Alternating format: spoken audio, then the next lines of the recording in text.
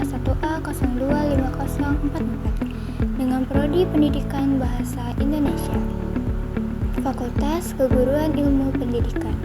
Di sini saya akan menjelaskan sedikit mengenai teori manajemen pendidikan.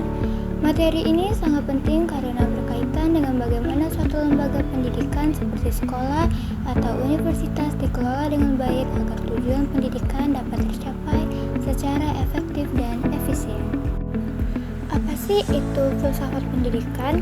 Jadi, filsafat pendidikan adalah cara berpikir mendasar tentang hakikat, tujuan, dan nilai pendidikan.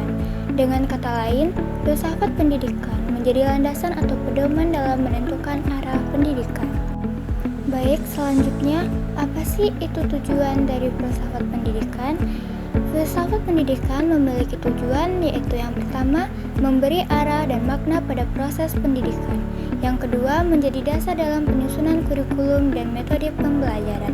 Yang ketiga, membantu pendidik bersikap bijak dalam mengambil keputusan. Contoh aliran filsafat pendidikan. Yang pertama, itu idealisme. Pandangannya, pendidikan bertujuan untuk moral, karakter, dan nilai spiritual manusia. Fokusnya terhadap nilai, etika, dan pengembangan jiwa.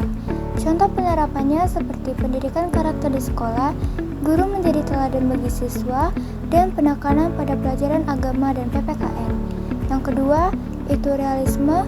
Pandangannya, pendidikan harus sesuai dengan kenyataan dan faktor ilmiah. Fokusnya terhadap ilmu pengetahuan dan logika. Contoh penerapannya seperti praktikum IPA, pembelajaran berbasis observasi, penekanan pada mata pelajaran sains dan matematika. Yang ketiga, itu pragmatisme. Pandangannya, kebenaran diperoleh melalui pengalaman dan tindakan nyata. Contoh penerapannya seperti diskusi dan kerja kelompok, project-based learning, dan belajar dari masalah kehidupan sehari-hari. Yang keempat, esensialisme. Pandangannya, pendidikan harus menekankan pengetahuan inti dan disiplin dasar. Fokusnya terhadap mata pelajaran pokok dan kedisiplinan. Contoh penerapannya seperti kurikulum terstruktur, guru sebagai pusat pembelajaran, penekanan membaca, menulis, dan berhitung. Yang kelima, progresifisme. Pandangannya, pendidikan berpusat pada siswa dan perkembangan minatnya. Fokusnya terhadap kebebasan berpikir dan kreativitas siswa. Contoh penerapannya seperti pembelajaran aktif, siswa diberi kesempatan berpendapat, dan kegiatan belajar yang kreatif dan fleksibel. Teori manajemen pendidikan. Manajemen pendidikan adalah proses mengelola seluruh kegiatan pendidikan agar tujuan pendidikan dapat tercapai secara efektif dan efisien.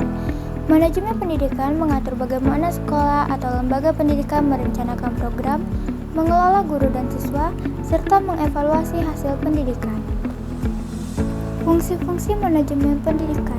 Yang pertama yaitu perencanaan atau planning, menentukan tujuan, program, dan langkah kegiatan pendidikan. Yang kedua, pengorganisasian atau organizing, yaitu mengatur pembagian tugas, struktur organisasi, dan tanggung jawab. Yang ketiga, yaitu pelaksanaan atau actuating, yaitu menggerakkan seluruh sumber daya agar rencana dapat terlaksana. Yang keempat, pengawasan atau controlling, yaitu menilai dan mengawasi apakah kegiatan berjalan sesuai rencana. Apa sih hubungan filsafat pendidikan dan manajemen pendidikan? Jadi, filsafat pendidikan dan manajemen pendidikan saling berkaitan dan tidak dapat dipisahkan. Kenapa begitu? Karena filsafat pendidikan berperan sebagai dasar nilai dan arah, sedangkan manajemen pendidikan berperan sebagai alat pelaksana. Tanpa filsafat pendidikan, manajemen pendidikan akan kehilangan arah. Tanpa manajemen pendidikan, nilai-nilai filsafat sulit diwujudkan dalam praktik. Kesimpulan singkatnya yaitu kalau filsafat pendidikan itu menentukan kemana pendidikan diarahkan, sedangkan teori manajemen pendidikan menentukan bagaimana pendidikan itu dikelola agar tujuan tercapai dengan baik. Sekian penjelasan singkat mengenai teori manajemen pendidikan. Semoga penjelasan ini dapat menambah wawasan dan bermanfaat bagi kita semua. Terima kasih.